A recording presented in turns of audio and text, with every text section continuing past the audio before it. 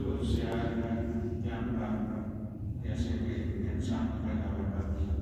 saya banyak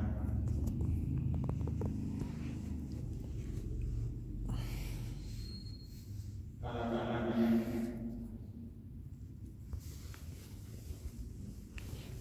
yang berada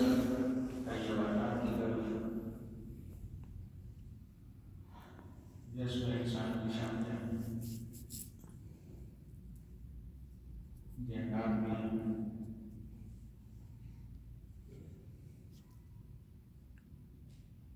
और नबी महलूक के फरिश्ते नारी महलूक के जन्नत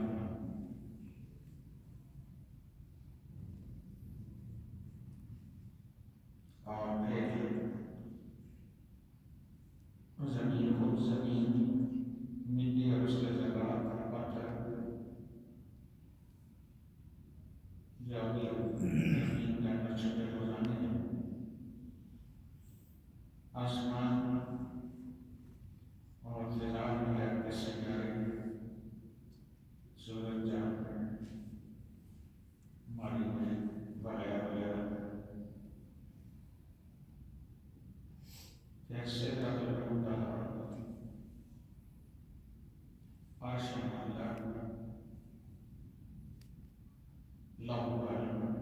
जन्नत ज़मीन आसमान के दरमियान फिजा ये सारी चीज़ें आलमीन में आती हैं।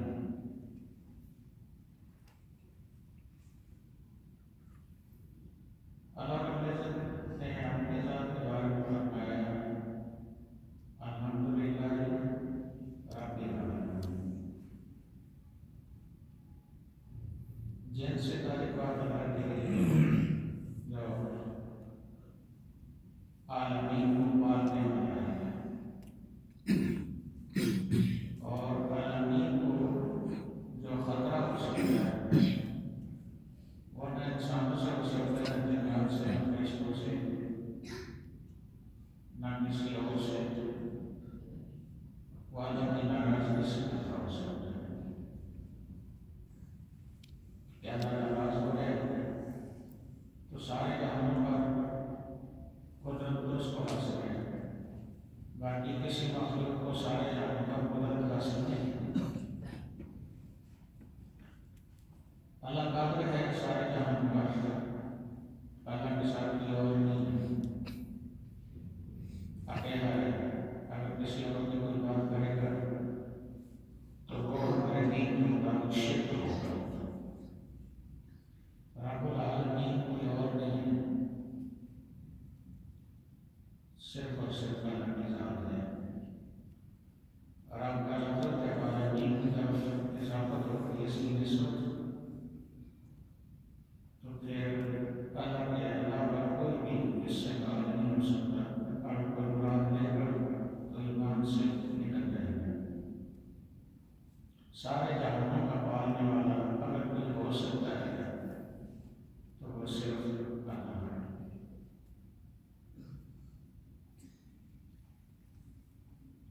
सारे जहानों को कैसे पालता है? माँ की तरह पालता है, बाप की तरह नहीं। उसने इसको ही मिसाल दी है। अल्लाह ने जब आपकी मिसाल दी है कि मैं कैसे पेश आता हूँ तो फरमाया 70 माह के फंडे आता है।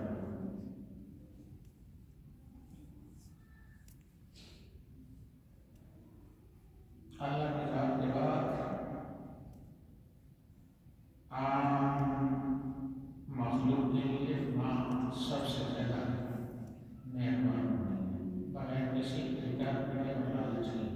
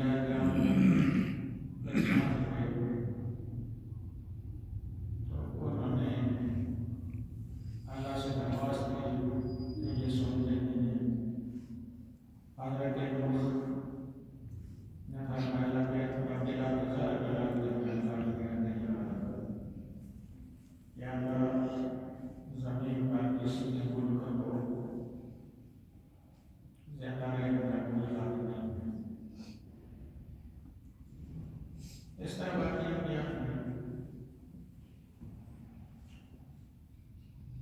لہذا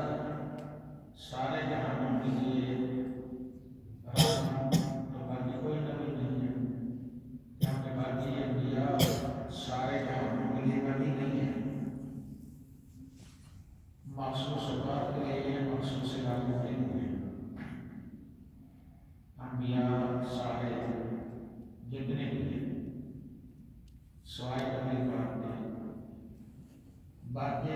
نبی ہیں اپنے علاقے کے لوگوں کے لیے اور اپنے والوں کے لوگوں کے لیے باقی انبیاء کا فرشتوں کے لیے نبی ہونا، جنات کے لیے نبی ہونا، یا زمین کے لیے نبی ہونا، آس پاس کے لیے نبی ہونا، یا ان کے لیے رحمت ہونا، مکان اللہ کے لیے نبی ہونا اور رحمت ہونا، باقی کسی نبی کے لیے دین میں موجود نہیں ہے۔ رحمت للعالمین صرف اکیلا اللہ نے اپنے مخلوق کو بنایا ہے، وہ رب العالمین کسی کے بنانے سے نہیں ہے، اس کی اپنی ذات اپنی قدرت ہے، اور اپنے مخلوق کو سارے جہانوں کے لیے جس میں لو قلم مکان لا ہر سے شامل ہے، اللہ نے آپ کو ایسے بتایا ہے۔ یہ صفت آپ کی منصب نبوت کی صفت نہیں ہے، نہ منصب رسالت کی صفت ہے، کیونکہ صفت کی صفت نہیں ہوتی، ہر صفت ذات میں ہوتی ہے۔ جیسے رسول مرد ہوتا ہے لیکن رسول کی صفت رحمت نہیں ہے، رحمت رسول صفت ہے، رحمت اس کی صفت نہیں ہے، رحمت ذات کی صفت ہے۔ رسالت اور نبوت نبی اور رسول کی ذات کے صفات ہیں، لیکن ذاتی صفات نہیں، تخلیقی صفات نہیں ہیں۔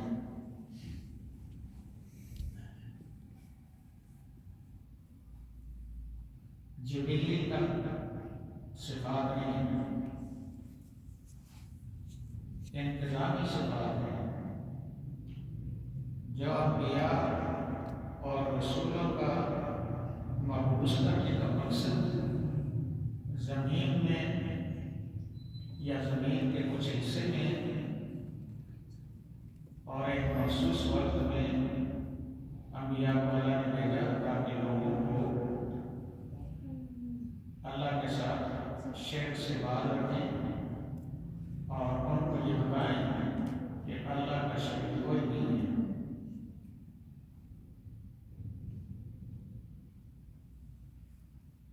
جبکہ امام الانبیاء کو محمد رسول اللہ صلی اللہ علیہ وسلم کو اللہ تعالیٰ نے مایات کے لیے جتنے پانی ہیں یا جتنی مایا چیزیں ایک جنسی ہے بہنے والی چیزیں، نباتات کے لیے اگنے والی چیزیں،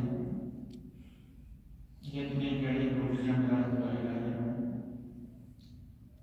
جمادات کے لیے جتنی منجمد چیزیں ہیں جیسے پتھر وغیرہ یہ ہو، اور حیوانات کے لیے جتنی بھی چیزیں سانس لیتی ہیں پیدا ہوتی ہیں، چلتے پھرتی ہیں، دیکھتے سنتے ہیں،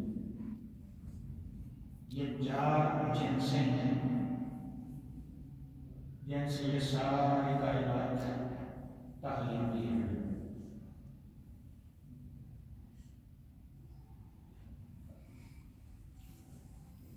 خاک ہے سامنے سے پیدا کر جانور سارے سے پیدا کر نار ہے جس سے جنات پیدا کر نور ہے جس سے فرشتے پیدا کر یہ ساری چیزیں کائنات جتنی ترتیب پاتی ہے ساری چیزوں سے کائنات بنی ہے آسمان زمین سب کچھ چار کلام سے بنی ہے ان چار کو جنس کہتے ہیں جنس اجناس یہ مصدر ہے یہ منبع ہے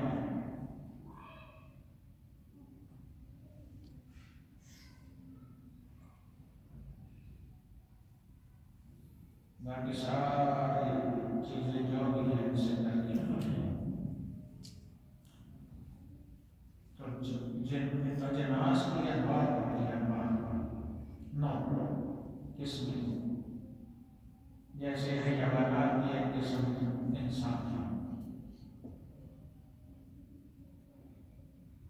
انسان بھینسیں ہیں بیل باقی جانور ہیں حشرات الارض ہیں سمندری مخلوق ہیں جو بھی مخلوق ہے وہ سارے کے سارے جن سے ہے جانور سے ہے اور جتنی بھی دوری مخلوق ہے ساری یہ جمالات جتنی بھی ٹھوس چیزیں ہیں ساری اس کا حصہ ہے نباتات جتنے قدرات پیڑ پودیاں ہیں وہ اس کا حصہ ہے نباتات مایات جتنے بھی بہنے والی چیزیں پانی ہے وغیرہ سارے سب یہ کائنات ساری اس سے بنی ہے اور اللہ اپنی کتاب میں فرماتا ہے کہ وجعلنا من الماء كل شيء حي ہر زندہ چیز کو اللہ نے پانی سے پیدا کیا ہے یہ ساری چیزیں چاہے کے اندر چیزیں ہیں باہر ہیں پتھر کے اندر اٹھنی ہیں کچھ بھی ہے جہاں بھی ہے پتھر ہے جس کے اندر اٹھنی ہے وہ اٹھنی ہے اس کی بھی اٹھنی ہے اس کی جو خوراک ہے جو پتھر خود جسم کو ہے جو عرش ہے جو اس کی ترکیب ہے جو لوح قلم ہے جنت جہنم ہے سب جو بھی چیزیں جن چیزوں سے بنی ہیں جو ان کے مقاصد ہیں یہ سب ان کی طرف سب کی طرف اللہ نے اپنے مخلوق کو رحمت بنا کر دیا ہے لیکن رحمت آپ کی انتظامی صفت رسالت نہیں ہے اگر رسول رحمت ہوتا تو سابقہ رسول عذاب بلا کر عذاب نہ دیتے نبی رحمت ہوتا تو سابقہ انبیاء تنگ کرنے والے لوگوں کے خلاف اللہ کو نہ کہتے کہ یہ نہیں مانتے اور اللہ نے ان کا عذاب نہیں کیا لہذا رحمت ساری کائنات کے لیے کائنات کے حادثے کے لیے وہ صرف اس کے مخلوق کی سمجھتے ہیں جیسے کہ کائنات کا حادثہ اپنی ربوبیت میں اپنے پالنے میں اپنی بقا میں اپنے قائم رہنے میں اللہ کی ذات کا محتاج ہے ایسے ہی سارے کائنات کی ہر چیز اللہ کے عذاب سے بچنے کے لیے اپنی پناہگاہ اور اللہ سے بچاؤ کا ایک ہی راستہ ایک ہی چیز وہ اس کے مخلوق کے ساتھ ہے باقی کائنات میں کوئی خطرہ نہیں ہے کائنات کی کوئی چیز بھی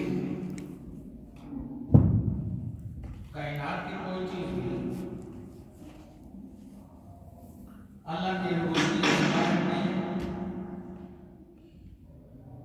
اور کائنات کی کوئی چیز بھی جو اللہ نے اپنے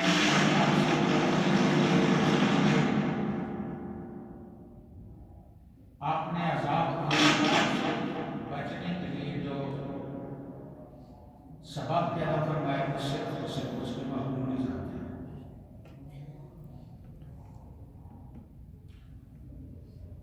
اللہ کے عذاب سے بچانے کے لیے رحمت العالمین ہے، اور اپنے وجود میں اور اپنی ربوبیت کے اختیار میں اس کے لیے رب العالمین ہے۔ رب العالمین کسی کے کرنے سے نہیں ہے، رب العالمین کسی کے کرنے سے نہیں ہے، کسی کا محتاج نہیں ہے، اللہ خود رب العالمین ہے۔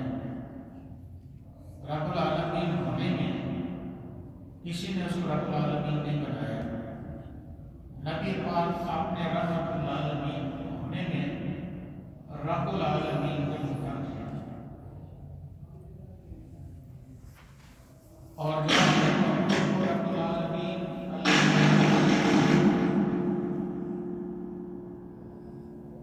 اس کا سلب کرنا وہ اللہ تعالیٰ خود بھی نہیں کرتا، اور کسی اور کے تو مجاز نہیں ہے کہ اس کو ختم کر دیں۔ جو شاہ نے اپنے موضوع کو عطا کی ہیں وہ دائمی ہیں، اپنی ابتدا میں حادثاتی بھی ہیں، لیکن اپنے وجود اور خدا میں دائمی ہیں ہمیشہ۔ رحمت العالمین جنت جہنم کے فیصلے کے بعد بھی رحمت العالمین ہے، اور اس سے پہلے رحمت العالمین کائنات کے لیے قیامت قائم ہونے سے پہلے کے بعد خود قیامت والے دن بھی ہیں۔ اسی طرح رب العالمین ابتدا سے انتہا تک رب العالمین کو ہی ذات ہے، اس کے علاوہ کوئی نہیں ہے۔ رحمت العالمین کا تصرف ہر شے کے لیے رحمت العالمین ہونا، چاہے وہ زمین سیارے پر ہے یا کسی بھی سیارے پر یا کسی بھی زمین کے حصے یا آسمان کے حصے جو تقابل میں بیان ہوتے ہیں، ہر ذرے کے لیے اللہ رب العالمین ہے، اور اس نے اپنے محبوب کو ہر ذرے کے لیے رحمت العالمین بنایا ہے۔ اور یہ رحمت العالمین یہ جگر گردی کی بات ہے، یہ صفت انتظامی نہیں ہے، یہ صفت ذات کی ہے۔ جیسے کہ بعض لوگ بڑے درخت ہوتے ہیں تو لوگ کہتے ہیں اخلاقی طور پر اچھا نہیں ہے، بعض لوگ بڑے بیمے ہوتے ہیں تو کہا جاتا ہے بڑے اخلاق والے ہیں، اور بعض لوگ نیچے ہوتے ہیں، بے ایمان ہوتے ہیں، منافق ہوتے ہیں، ہر ایک کو جی آئے ہیں۔ جہاں مسجد میں جنرل صاحب آ کر بیٹھے تو انہوں نے کہا کہ وہ بھی مولوی ہے جس سے کوئی خبر نہیں ہوتا، جو میں نے کہا کہ جس مولوی سے کوئی بھی خبر نہیں ہوتا اس کی وجہ یہ ہے کہ ہر میاں کے ساتھ تو ہر نہیں ہو جاتا ہے، کیوں خفا ہوتے ہیں؟ الہیوں کے ساتھ بیٹھتا ہے تو الہی ہو جاتا ہے، کیوں خفا ہوتے ہیں؟ منافقوں کے ساتھ بیٹھتا ہے تو منافق ہوتا ہے، کیوں خفا ہوتے ہیں؟ مشرکوں کے ساتھ بیٹھتا ہے تو شرک کرتا ہے اور ان کی تعریفیں کرتا ہے، پیٹنے کو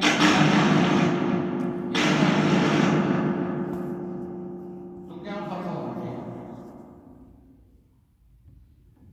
کیا خفا ہوتے ہیں؟ خفا تو اس کے ساتھ ہوتے ہیں نا جو اس کے مطابق بات نہیں کرتے تو خفا ہوتے ہیں۔ مسلمان عالم دین جو ہے وہ اپنے دین کی بات کرے گا، اپنے مسلمان کی بات کرے گا، مسلمانوں کی بات کرے گا، تو کافر تو خفا ہوں گے۔ خادم رضوی نے کافروں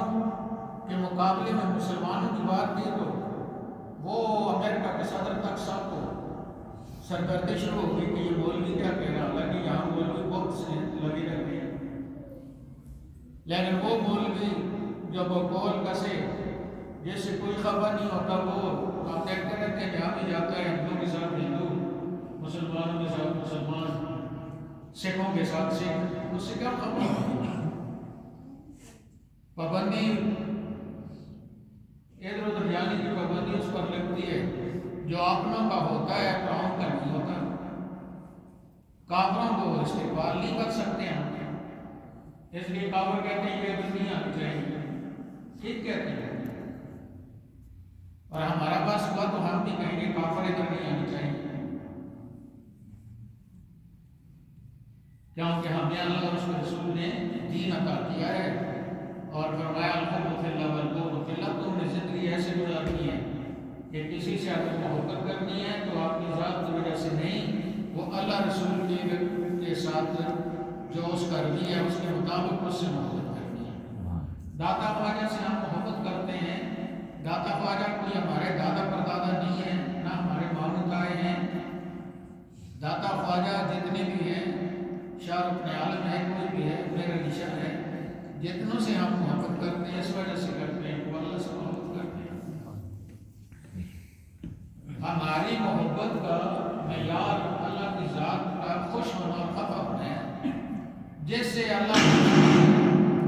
اس سے ہم بھی خوش رہیں گے، اور جس سے اللہ اس سے ہم بھی خفا ہوتے ہیں،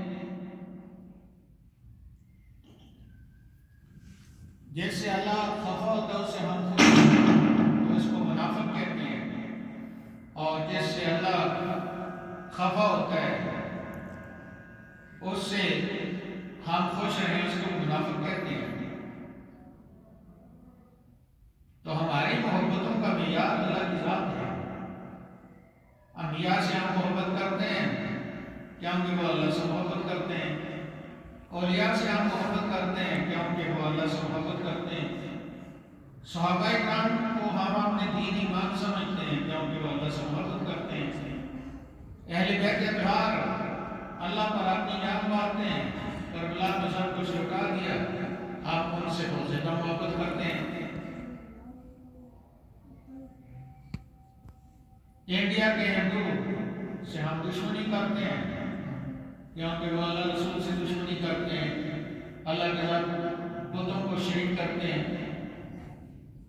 تو یہ تو نہیں ہو سکتا کہ ماں کی سوتن اور بیٹی کی شہیدی ہو جائے، ایسے ہمارے مذہب میں کوئی چیز نہیں ہے۔ اس لیے جس آدمی کو اللہ رب العزت نے رحمت بنایا ہے اس آدمی کو رحمت اللہ العالمین اور اس کی بقا کے لیے وہاں تک رسائی ہونی چاہیے۔ مثلا ایک آدمی کو ہم یہ کہتے ہیں کہ ٹیکسلے کے جو انسان رہتے ہیں ان کو اس کے ہوتے ہوئے کوئی کچھ نہیں کہہ سکتا، اور وہ آدمی حسن ابدال میں ہو، ٹیکسلے میں ایک آدمی کی لوگ پٹائی کرتے ہیں تو ہمارا دعویٰ تو سچا نہ ہوگا نا، صحیح ہے۔ اور اگر حسن ابدال میں وہ آدمی مر گیا ہو جس نے ٹیکسلے والے کو کسی بھی کی پٹائی سے بچانا تھا، تو مردہ کیسے اس کے ساتھ مدد کر سکتا ہے؟ صحیح ہے۔ جس آدمی کے ساتھ کوئی مدد کرے اس کے قریب ہونا چاہیے، اس تک اس کی رسائی ہونی چاہیے، اور اس کو زندہ بھی ہونا چاہیے، اور اس کو اس کی تکلیف کے وقت اس کے ساتھ مدد کرنے کا اختیار بھی ہونا چاہیے۔ اگر نبی پاک رحمت اللہ علیہ ہیں تو پھر ان کے پاس یہ سارے اختیارات ہونے چاہیے، عقل بھی کہتی ہے، علم بھی کہتا ہے۔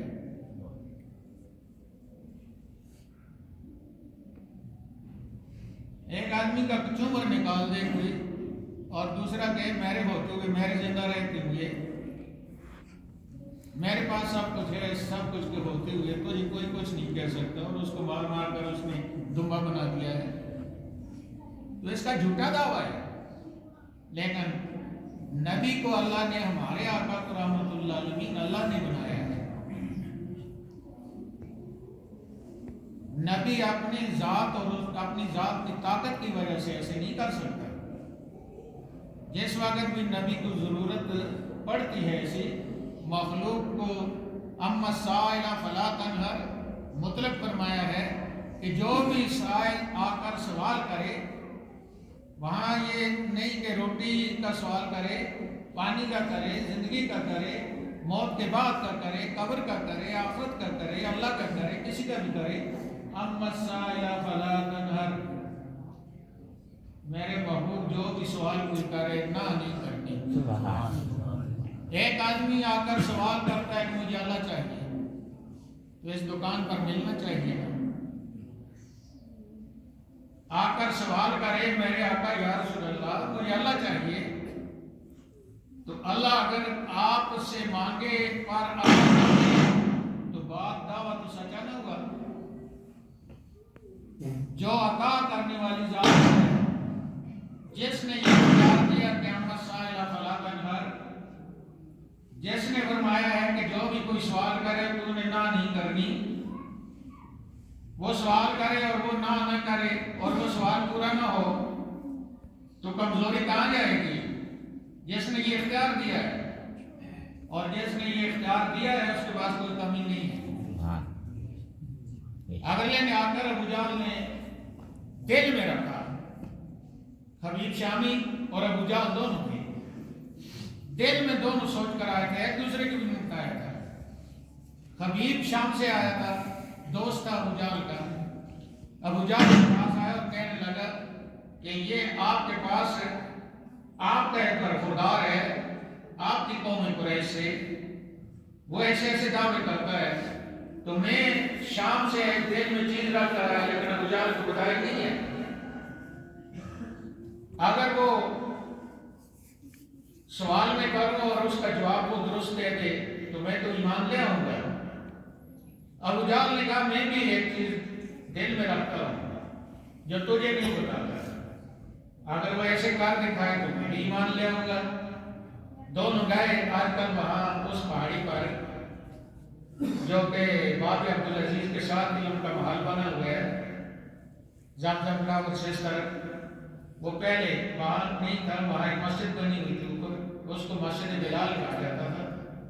میں نے اس کو دیکھا کیونکہ میں وہاں رہا ہوں، تو اس جگہ پہ آپ تھے. یہ دونوں آئے تو آپ نے مسکرا کر فرمایا کہ یہ نہیں فرمایا چاچا کیسے آنا ہوا، آپ نے فرمایا کہ چاچا تو دل میں بات رکھ کر آیا ہے کہ محمد اشارہ کرے چاند کو 2 ٹکڑے کرے اور پھر دوبارہ سیدھا کر دے. ایسے کہا نہیں ہے، ایسے کر کے دکھا دیا. ساتھ ساتھ بات کی، ساتھ ساتھ کر کے دکھایا. چاند آیا 2 ٹکڑے ہوا، واپس جا کر سیدھا ہوا. اور حبیب شامی کو آپ نے فرمایا کہ تیرے دل میں تو نہ بتا، میں بتاتا ہوں. تو جب گھر سے نکلا تھا تو تیری ایک بچی تھی ٹنڈی مرنڈی کوڑی، جس کے ہاتھ پاؤں گل سڑ گئے تھے، ڈنڈی بنی ہوئی سی. تو وہاں سے نکلا تھا کہ اگر محمد نے اس کو ٹھیک کر دیا تو میں سچا مان لوں گا اور ایمان لے آؤں گا. حبیب شامی سن لو، جس رات تو گھر سے نکلا تھا اسی رات کو میں محمد نے اس کو ٹھیک بھی کر دیا اور اس کو کلمہ بھی پڑھا دیا. لہٰذا 3 مہینے پہلے وہ حور بن چکی تھی اور مسلمان ہو گئی تھی. تو اس کے سامنے تو نہیں تھی. اس نے کہا اچھا میں جا کر دیکھوں گا. جب 3 مہینے اور لگا کر گھر پہنچا، دروازہ کھٹکایا تو بچی نے یہ نہیں پوچھا کہ کون. بچی نے کہا ابو ابو، وہ جس کے پاس آپ گئے تھے وہ اسی رات کو تشریف لائے تھے، انہوں نے مجھ پر ہاتھ پھیرا اور مجھے ٹھیک کر دیا اور مجھے کلمہ بھی پڑھا دیا اور کلمہ سنا دیا. وہ تو مسلمان ہو گیا. لیکن جو ابو جہل ہوتے ہیں نا، یہ سچ سننے کے بعد بھی مسلمان نہیں ہوتے. ابو جہل جو ہوتے ہیں نا، یہ نبی کے بغض کو دل سے نہیں نکالتے، ان کے چہروں پر لعنت برس رہی ہوتی ہے. من احب شیئا اکثر ذکرہ، جو کسی سے محبت کرتا ہے اس کا ذکر کرتا رہتا ہے۔ مثلاً ایک دادا یا ایک نانا، وہ اپنے پوتے نواسے اچھے لگتے ہیں لوگوں کو، انسان کے جو بچے ہوتے ہیں ان کو اچھے لگتے ہیں، جو انسان کے بچے نہیں ہیں ان کی بات نہیں ہو رہی، تو وہ ادھر بھی جاتے ہیں تو ان کی بات کرتے ہیں، بات کوئی بھی ہوتی ہے وہ درمیان میں ان کی بات کرتے ہیں۔ کیا ان ایمان احب شیئن اکثر ذکر فرمایا، جو کسی سے محبت کرتا ہے اس کا کثرت سے ذکر بھی کرتا ہے۔ اس لیے آپ مولانا روم کو پڑھیں گے تو ہر شے کے ساتھ توحید کی بات کی ہے تو محمد رسول اللہ سے شروع کی ہے، نماز کی بات کی ہے تو محمد رسول اللہ سے شروع کی ہے، کسی بھی چیز کا ذکر کیا ہے۔ مولانا روم کی ایک مثال دے رہا ہوں، جتنے بھی یہ ہیں، وضو کیا ہے تو محمد رسول اللہ ذہن میں ہے، چنانچہ خلیفہ ثالث بیٹھے وضو کے لیے بغیر کسی تعجب والی چیز کے مسکرا گئے تو صحابہ کیوں کہ انسان جب تعجب والی چیز ہوتی ہے اس پر مسکراتا ہے، ویسے تو نہیں مسکراتا، بلا وجہ نہیں مسکراتا۔ تو صحابہ نے پوچھا کہ کیا وجہ ہے مسکرانے کی؟ صحابہ نے بھی کچھ مخصوص کیا تھا تب پوچھا تھا، کیونکہ صحابہ جو بھی ایسی چیز کرتے تو ان کو پتا ہوتا کہ یہ جو کچھ کر رہا ہے یہ اپنے آقا کی وجہ سے کرتا ہے۔ تو صحابہ نے پوچھا کہ آپ مسکرا کیوں رہے ہیں بلا وجہ؟ تو فرمایا جیسے میں وضو کے لیے بیٹھا ہوں اور وضو کرتے ہوئے میں مسکرایا ہوں، ایسے ہی میرے آقا کو میں نے دیکھا، ایسے وضو کے لیے بیٹھے اور آپ مسکرائے، آپ تو مسکرائے کسی وجہ سے، اور عثمان غنی مسکرائے آپ کی وجہ سے۔ درخت کے نیچے سے گزرتے ہوئے صحابہ پیچھے جا رہے تھے، ٹہنی سے سر تھوڑا سا بچانے کے لیے آپ نے اپنا سر مبارک ایسے کر دیا تھا۔ آپ درخت کٹنے کے بعد بھی اس جگہ سے جن صحابہ نے ایسے دیکھا تھا وہ جب بھی وہاں سے گزرے تو انہوں نے اس جگہ سے اپنا سر ایسے کہہ دیا۔ وفی رسول اللہ اسوۃ حسنہ، اللہ کے عادتیں جو ہیں وہ تمہارے لیے بہترین زندگی گزارنے کا طریقہ ہے، چاہے کسی کو سمجھ آئے یا نہ آئے۔ نانے دادے ان کو اپنے بچوں سے پیار ہوتا ہے تو وہ بچے مثلا سمجھنے والی بات تو نہیں ہوتی، ویسے گڑ گڑ کرتے ہیں تو وہ بھی کرتے ہیں۔ عقل والے کہتے ہیں کہ پاگل ہیں، اور محبت والے کہتے ہیں کہ یہ محبت ہے۔ کہتے ہیں گونگے دی گلا گونگے دی ماں ہی سمجھتی ہے۔ اس لیے نماز بھی یہی ہے، اور آپ نے خود فرما بھی دیا کہ سلو کا ہمارا ہی تو منہ نہیں ہو سکتی، صرف نماز نہیں پڑھو، قانون اور سنت دیکھ کر کتاب میں لکھا ہے جیسے مجھے نماز پڑھتے دیکھتے ہو ایسے نماز پڑھو۔ تو رجب کا یہ مہینہ، اس میں معراج کی بات، آپ کے اور میرے آقا کو اللہ تعالیٰ نے رحمت اللہ علیہ بنایا، جو کل جہانوں کے لیے ہے، جو اللہ کی ذات کے علاوہ جو بھی چیز ہے اس کے لیے جہان کا لفظ استعمال ہوا ہے، اس سب کے لیے آپ رحمت اللہ علیہ ہیں، اور اس سب تک آپ کی رسائی ہے، اور یہ رسائی اللہ کے اختیار سے ہے، یہ کوئی مادر قدر آزادی سے نہیں ہے جو مولوی سمجھیں جائے، اور یہ عبد معذور ہیں۔ اور آپ صلی اللہ علیہ وسلم اگر رحمت اللہ علیہ آپ کی ظاہری زندگی کرتے تو پھر اس کو قرآن پاک سے بتانا پڑے گا، اور رحمت اللہ علیہ آپ ہمیشہ سے تھے، پیدائش سے پہلے بھی تھے، اور مولانا روم نے صاحب نے لکھا ہے کہ حضرت ابراہیم پر آگ کیوں ٹھنڈی ہوئی، نوح کی کشتی کیوں صحیح سلامت اتری، یہ ساری چیزیں رحمت اللہ علیہ کی وجہ سے لکھا ہوا ہے، دین میں لکھا ہوا ہے۔ مولوی صاحب کی کتاب کی بات چھوڑیں، ہم مسلمانوں کی کتابوں میں لکھا ہے، مسلمانوں نے کر کے ایسے دکھایا ہے۔ تو رحمت للعالمین آپ اس وقت سے ہیں جب سے اللہ تعالیٰ نے یہ ارادہ فرمایا تھا کہ میں